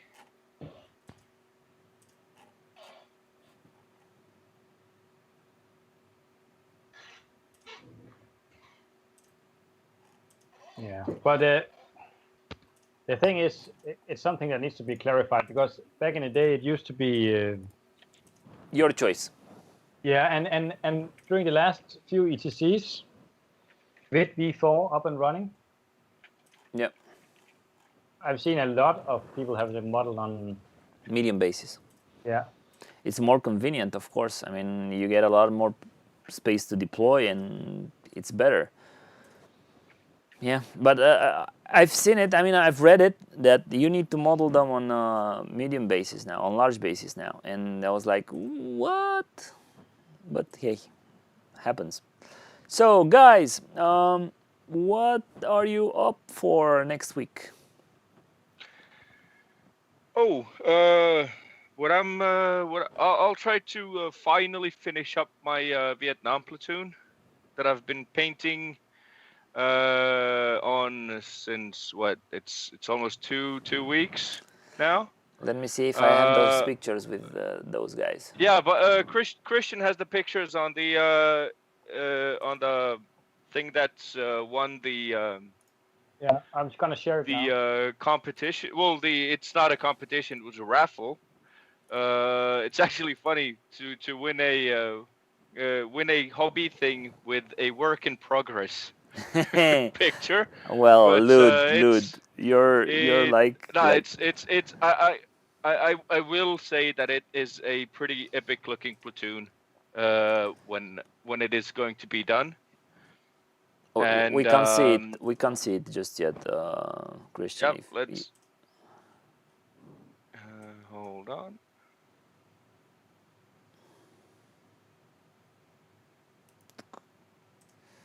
Now it is. Okay, perfect. Yay, Vietnam guys. So these guys brought you the M12, right? Yeah. I mean, I hope so. So I requested a platoon of M12s, and the project actually has a few more bases to it. So you would have the platoon command, and then 2 heavy machine gun stands also. Well, actually, the I'm not sure where I'm gonna place the HMG platoons, but let's see how it goes. What are The these? resin has been poured now, so that's okay. And right now I'm working on the so-called other side. There you go. There's gonna be some guys running in the bushes, taking cover. So these The are usual just stuff that bushes. would happen when somebody starts shooting you from the front. These are the bushes you've modeled here. Yeah. So it's from the other side of the rice paddy, so to speak. Ah, okay. So And if Kristian goes back one picture, you use it's them as terrain, or? no. It's not terrain. Ah, It's just to make the base look cool. ah, okay. Nice. We're going to start a Vietnam themed campaign at my local club with a bunch of friends. Some I might actually try to have on the stream talking about stuff. There's a few living painting legends among them. Nice. So let's see if we can get some of those guys in. Yeah, these.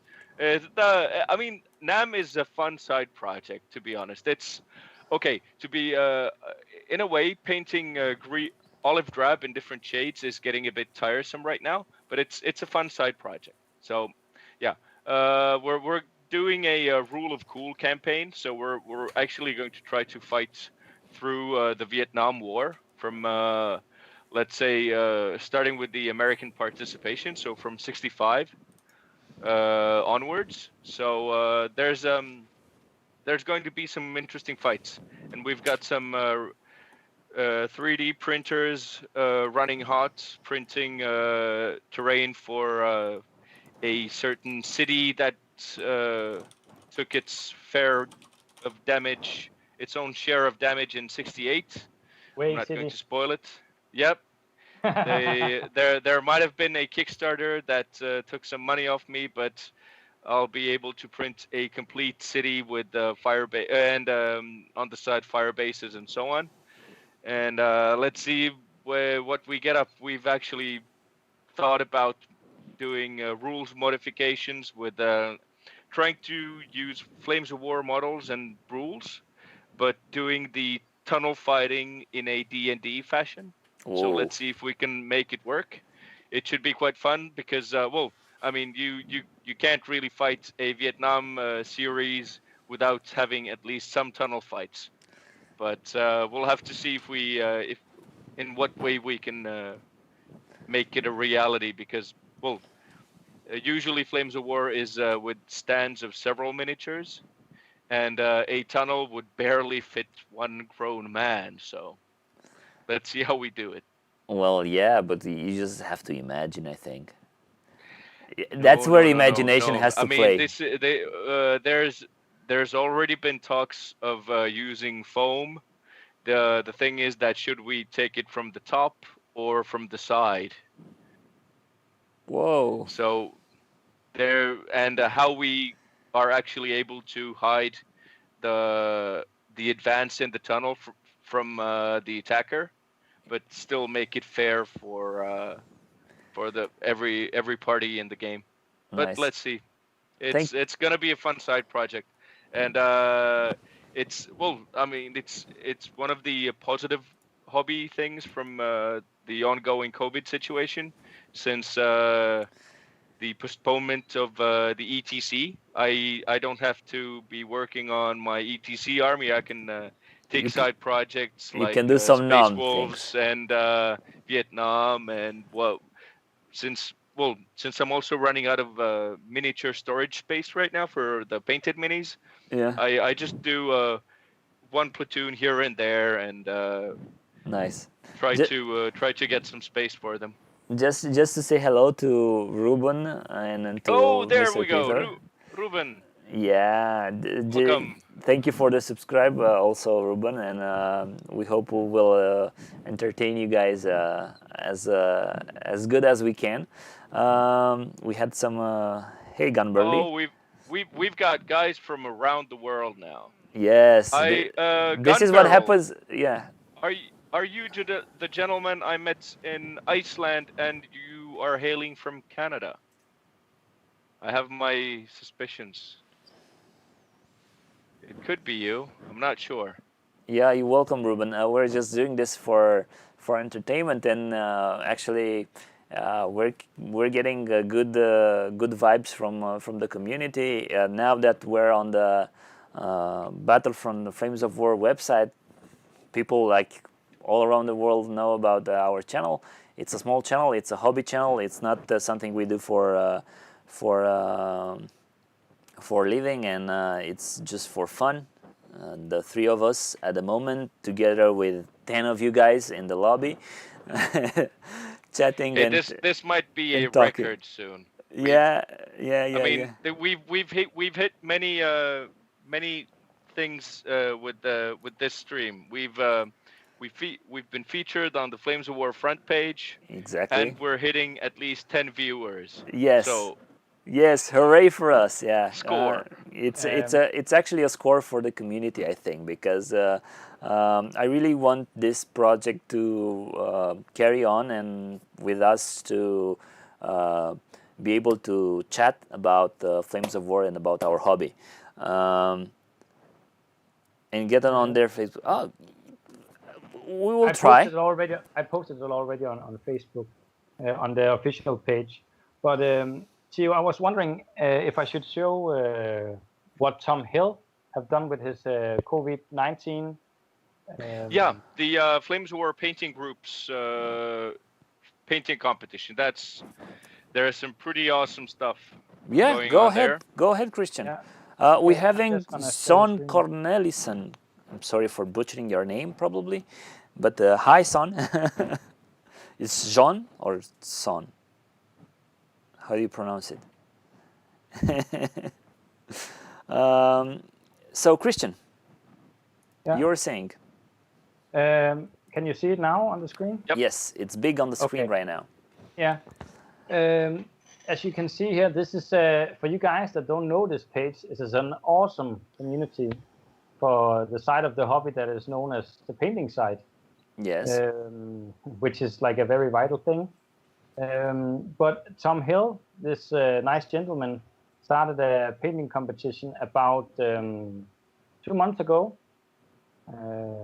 for the during the height of the COVID-19. Yeah. For people to have something to do meanwhile they're at home. And as you can see here, he has. I am participating, and Søren, who's also in the chat, I think, is also Yes. participating. And what he did was that he said, "We'll make a competition about painting either planes or flag guns." Whoa, So, nice. Team Team Jam- competition. We can see who you voted for. That's Yeah, really yeah, I nice. No secret I voted anymore. for Søren. No. But this is he did this competition where you could submit either a flag gun or a plane, and this here are the participants. I'm just going to show it now. So here, Stamp Out COVID-19 global campaign about, this is the name of the competition, and here are the different participants. Ida? There's some amazing artists putting up stuff there. I mean, it was really hard to decide who to vote for. Nice. It was, I mean, already when you think about the work, you've got someone custom building the I more of a like doing a modification to get the 88s on the transport chassis. That's I'm looking into it because I kind of like see it as a small like hobby challenge. Then we have Kristian here showing his 88s. People using snow. Getting snow to look good on a base is super hard. Yeah. It's one of the hardest things you can.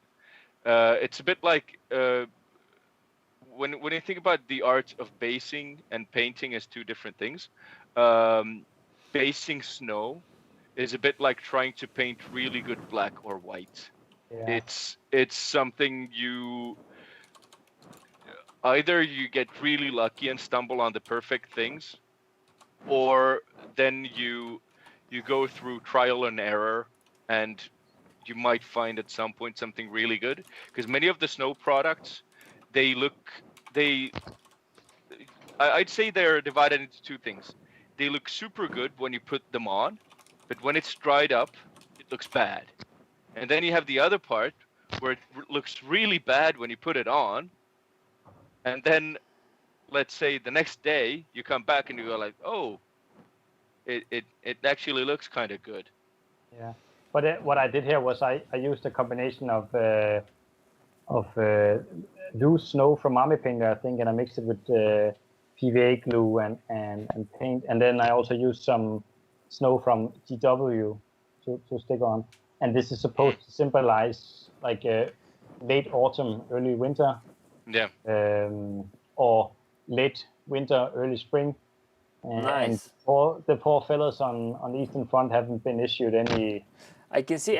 This is what I was getting ready to observe and actually to say. They don't have any winter clothes on them. No, because this might be like back in 42, or like All right. they had troubles getting forward. And then I painted something I saw for reference, I don't know if it's able to see in the pictures, but this is there are kill rings on the tank, and then Yes. there's also a small plane symbol and a small tank symbol here. And I saw they did that as well with How many tanks and how many planes they shot down? Yeah, Yeah. really nice. And did they had this Dunkelgelb color also on the Eastern Front for the 88? The thing is that when they got the equipment issued on the front, it was actually delivered in Dunkelgelb. The tank museum in Bovington just made a documentary about it. So they got the equipment issued in Dunkelgelb, and then the crews had to paint them with camouflage by themselves, and in this case use chalk if they wanted to paint them white. To put them white. So Whoa, really interesting. Maybe for the next project it will be just chalk them. Yeah, you could give them some washable white, but it's also sometimes you want to go for aesthetics, like yeah, this is if aesthetics. It's too white, yeah. But for me as a pro fan, because my painting skills are sky high, this would have been a question, why Dunkelgelb in Eastern Front? So now we know why. Very interesting. Yeah, Dunkelgelb was like the standard stuff. They would just paint over the like. Yeah. What is it called? Dark brown, like this reddish, rusty color looking primer. Exactly. And then it would be up to the crews to just do whatever their commanding officer told them to. Yeah. Look, airplanes now. Nice. Some really cool and painting planes is a completely new well, not new thing, but different thing. Weathering planes is its own challenge, because you would not have the usual dust grime in the lower bottom of the plane. You would have oils, you would have a mix of gunpowder residue and again oil fuels and other fumes. It's been actually quite a challenge. I tried to do it with my Sky Raiders for my Vietnam Army. Yeah. And I'm personally not happy with it. So it's something I need to look into and work out. But you got some really cool planes in here. Especially Søren's Typhoons. Yeah. Probably one of the coolest planes I've seen. It's like pair of planes. It's something really cool. But actually, what I'd like to know is where somebody found a 144 Mustang. That could be a cool model to have. Yeah, I think I've seen some 144 models also. I don't remember Airfix or something like that. It's called, and I got a Stuka from them and Focke-Wulf. Okay, probably find it as soon as I start googling things. You guys should check so Ruben is saying you should use baking powder for snow, and you can do that. And Sean said that you should paint first and then apply the snow. And then Halko. Yeah, he's using a cool product from Chrysel. He's super hyped precision on the ice and snow. Yeah, he's super hyped about that. Yeah, I used it on my Stalingrad army, which I had in Iceland, and grabbed the best painted army. Yep. It's a really cool. They do some really cool like snow products, but they go to the category that it kind of looks like shit when you put it on. Mm-hmm. But then when you come back the next day, it looks good. And the way I haven't tried their loose snow yet, the powder stuff, but the so-called snow wash they have is really cool. But the difficulty is to because it looks completely different when you put it on than when it's done. So so you need to kind of like find your way. You do some test pieces on plastic heart or something, and then you see how the material reacts, and that's when you can really start putting it up. Okay, thanks, Halako. Edward has.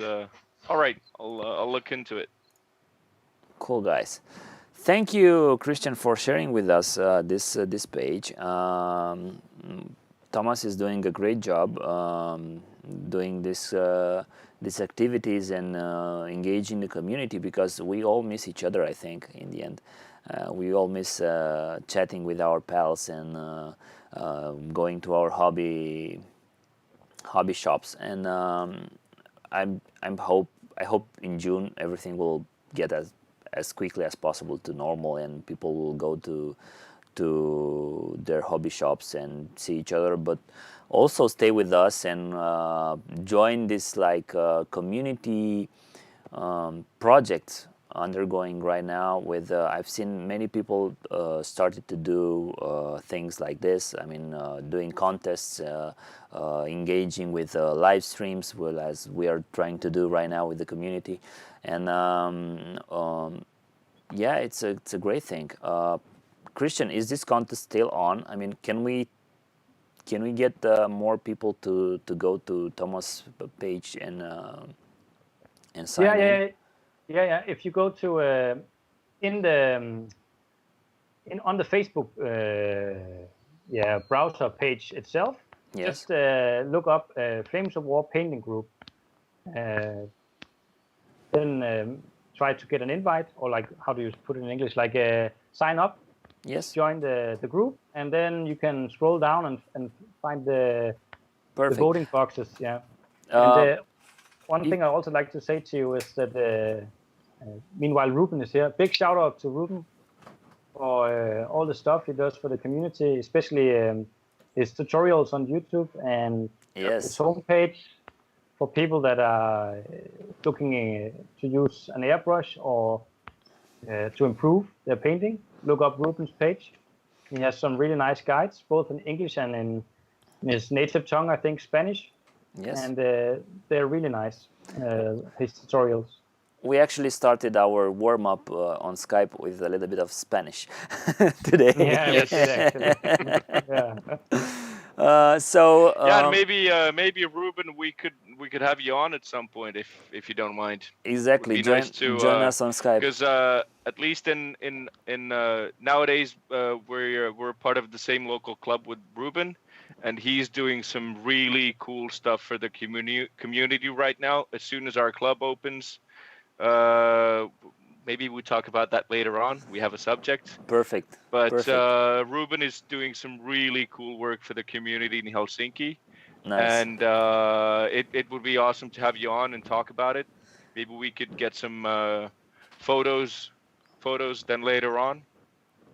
Exactly. And check out your like if you have community pages. It might not be a bad idea to, because I mean, doing a let's say having fun, like for glory and fame, so to speak, painting competition in your own local Facebook group or something like that. It can really inspire your community to do stuff, and it might even find new guys to join the hobby. Exactly. And first of all, it's actually a better quality of life overall for everybody having painted miniatures on the table. Ta-da! Yes. So in the end, the painting is it's 50% of the hobby, from my point of view. 50% is the game, and 50% it's modeling and painting and showcasing your armies and being proud of your painting scheme and how your army looks on the table. I would, to be honest, I would go 30-30-30. We have 30 painting, 30 games, and 30% the community. Because going through, I mean, the painting communities are awesome, and the tournament communities will. This stream we're doing wouldn't happen. It's because of unless that. we had an international tournament community. Exactly. Going on. Exactly. And it's something really, really awesome. It's like going to a second home that runs around the world when you go to one of these tournaments. Yeah. And there's been cases where you have guys in tournaments. For example, my first ETC, I hadn't had that many games, so I had a few opponents on the third day going like, well, I mean, if you don't mind, we're not gonna win the tournament, so let's just have fun, and I'll teach you the game. Oh, cool. Yeah. And that's the kind of people you meet at tournaments. Exactly. And to be honest, most of the guys in the chat right now are guys at the from the tournament scene. By the way, before we close up, Kristian wants to show us a small 5-minute movie. Oh yeah. He did. Yeah, exactly. So let's check it out. Kristian, It's- you'll play it from your channel? Yeah. Should I just share the screen and then we'll watch it? Yes. Yep. Okay. So this is gonna be just like the veterans react to, and both me and Ludi and Theo are ETC veterans. So instead of being only Army veterans, let's say we are ETC veterans reacting to this movie. Okay. I'm just gonna share the screen now. Please give me a sec. I don't know if you can hear the music meanwhile I'm sharing, but let's see. Let me see if I can remove my face. Okay, my face is gone. So now it's only your screen. Yeah, just a sec. Close everything that's inappropriate. Yeah, I will. I will. Let me see.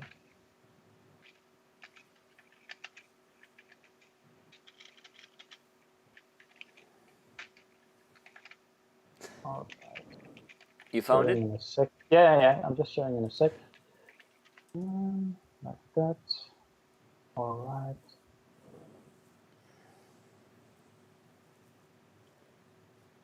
Can you see it now? Team Denmark, yes. Yeah. Okay. So just a short introduction. This is a video I made a few years back. I think it's from 2016, and it was a video for the community to get the hype going. And in 2015, it was our best year. And in 2016, we chased even higher in the rankings. Yes. And that year, I think we finished 7th or something. And last year, we finished 5th as our best position. So this is a video for hyping ETC for the community. And also we used it to get some sponsors to tell them what is this about and why should you sponsor us. Nice. So here Play we go. Play them. Yeah, we'll see. It's coming now.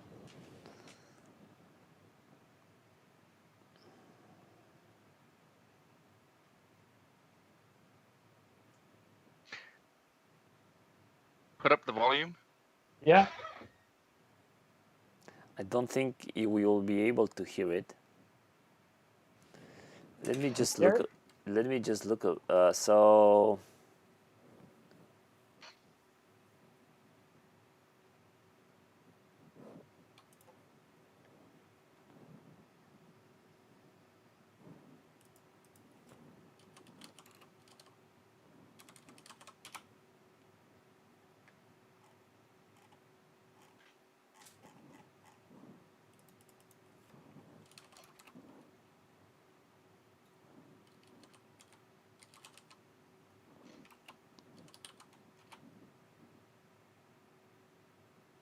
It's good you didn't have any kilts back then.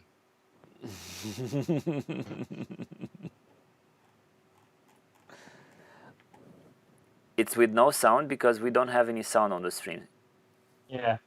But luckily, I put some texting on it as well. Yeah. And actually, it might be a good thing there's not that much sound, because I'm not sure if we would get copyright flagged for the music. Team USA, So, nice one. Yeah, that's the picture with the Team Denmark and the USA together is a good example. I mean, we've got pictures with the American, the Russian, and the Turkish team, and other teams together having fun. enjoying their time with a common hobby, which is really cool. And I think none of us have our own team shirts left after the last day. I do. You keep one? Yeah, I keep one. Yeah, I also Yeah. keep one. So you keep one, and then you trade off all the other ones. All the other ones, yes, exactly. But here we are playing against both Poland and Northern Ireland. This is Scott from Team Northern Ireland. Yes, yes, yes. And that's Novi Sad, right? That's in Serbia. Yeah. That was a cool venue. The local brewery that had its 40s themed pinup girls serving beer. And this is the That Finnish was- team. Sorry. The old Finnish team, yeah. That was and Samuli. and we kicked them 5 victories against 1. Yeah. Of course you did. We And need this to is bring against back Poland. Samuli to the ETC, by the way. Yeah, he was a good player. Still is. Is he still playing? Yeah, he's still playing. He ran the local so-called national tournament this year. He's been the TO. He's super busy with real life though. He got married now. He's got a kid coming up. He's got a mortgage, and he's a busy consulting engineer. So Busy life. Yeah. You see here the beer drinking behavior of the ETC player. Well, I mean, I gotta say, even if we have our drinks during and after the games, it's always been super civil compared to. Oh, and there we have another member of the Finnish team, Oskari in the background, the captain Yeah. of the Finnish team. And then this is just some pictures of us. A lot of the hotels, there are different teams staying at the same hotel. So sometimes you hang out in the lobby in the morning or at the breakfast table. In Novi Sad last year, we had there was at least the German and the Austrian teams. There were a few others too. I can't remember which ones. Romanian But one we also. would Romanian too. We would actually go to the pool of the hotel after a game and just hang around Dive there. in, And then go back for drinks later on in town. It's super nice. Yeah, that's Exactly. right, Theodor. You were at the same hotel. Exactly. Now I'll show my face on it. So this is just a nice way to, or at least I think it's a nice way to try and show what the ETC is about. Even though it's very competitive, I cannot understate. We could do a let's say a special video at the next ATC, and I will try to do some live actually from the next ATC. I think we will have to do some sort of a thing with this stream from the next ETC. Exactly. And maybe the next tournaments that we end up in. I know me and Theodor at least are thinking about going to Moscow. Maybe Kristian has some thoughts and there's trying to get there. We will definitely have to do some, maybe not do full battle reports because we want to enjoy the weekend as well. Exactly. And not Just disturb chat. the game by like, hey, sorry, buddy, is it okay if we pause the game? I'll just take a few pictures around the table for a battle report and then continue. Yes, nice video, Kristian. Nice video. Thank you for sharing with us. Try to have a fun time and maybe do a small thing. Interview Daniel, who's organizing the tournament. Exactly. Actually, I have another tournament that came up on the radar. Dusan, if you know, from Team Serbia. Yep. The really nice guy who all we love. Very friendly. He's organizing the Vršac tournament usually in September. He announced me that one of his friends is organizing a tournament in Vršac in Serbia on the 4th of July, but I have to check with him. So I'm letting everybody know, if you guys think that you could travel outside your country and go to Serbia, those guys in Serbia are like super relaxed about the COVID thing. So basically, going there, I think will be pretty safe, and you won't have any problems. The only issue you could encounter will be going back to your home place, where maybe you will get quarantined or something like that. I hope things will relax here in Romania, and maybe I will be able to join Dusan and the other Serbian guys for the tournament. Say hi to him if you get the chance to go to the tournament. I will. The Serbians are super nice guys. Super friendly and super nice. They are one of the friendliest communities in Europe. Exactly, and Novi Sad was always a good place to organize the ATC, and it's a great community overall. What can I say? And they have a lot of players. They have a high interest, and they're very super nice guys, as you guys mentioned. I see Kristian already starting to devour some ice cream, probably. Enjoy yourself, my friend. Don't I'm just tell muting me the phone. Microphone. Don't tell me, Kristian, your girlfriend made that ice cream. She did. She just brought it to me. She did. Nice, nice. So I am going to go enjoy an ice cream myself. So basically, I have somebody here waiting for me to come on, come on. Commander-in-Chief. Exactly. Guys, thank you so much.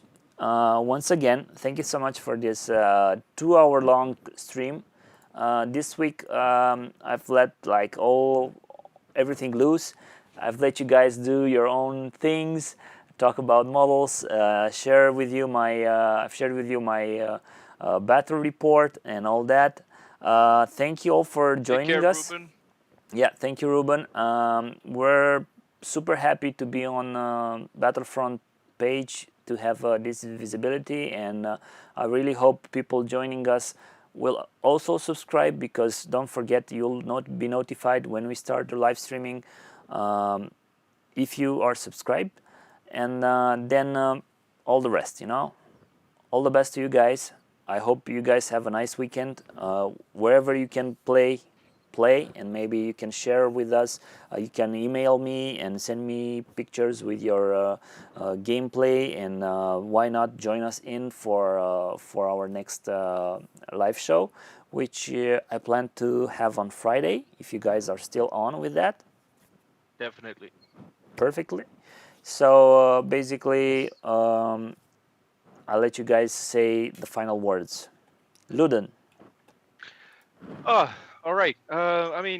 Thanks again for all the viewers. Super nice to have you guys jump in. Make sure you come over again. Take part in discussions. Major, massive, super big thank you to a company called Battlefront Miniatures, who featured our discussion on their front page in the community part. Big thanks to all you guys again to take part in the discussion here. We've actually got a super cool, a really nice discussion going on in the chat. So it's been nice to watch. And yeah, thanks to you, Kristian and Theodor, especially Theodor. You're the guy behind all this. Well, it's working together with you guys. It's been super nice to have this hobby outlet, so to speak. It's and I think it's really doing some good for the community. More than happy. I hope we will have a chance to do even more good for the community if we get the word out. Perfect. Thank you. Kristian, how's the ice cream? It's good. It's good. I muted the phone so you wouldn't hear me chewing. But it is like with ice cream, you need to eat it before it melts, So, especially if it's brought to you in your hobby room and it's homemade. So yeah, exactly. The thing is, I just like to once again, as Ludi said, thank Battlefront for letting the public know about this. We are not sponsored in any way. We just want to share our views and talk about all the things we just mentioned, Tactica, hobby stuff, and painting. And hopefully, maybe we can get to do a competition ourselves here. Let us know Not a in the bad idea. comments what you want us to talk about. We might do a competition, and then let there be a small prize. It could be a voucher for some game or whatever. So please subscribe, as Theo said, and write in the comments for further content you'd like to see us do. That's everything. And then have a nice weekend, everybody. Thank you, guys. Thank you once again, and I see you guys next week about the same time. Take care. Bye, guys.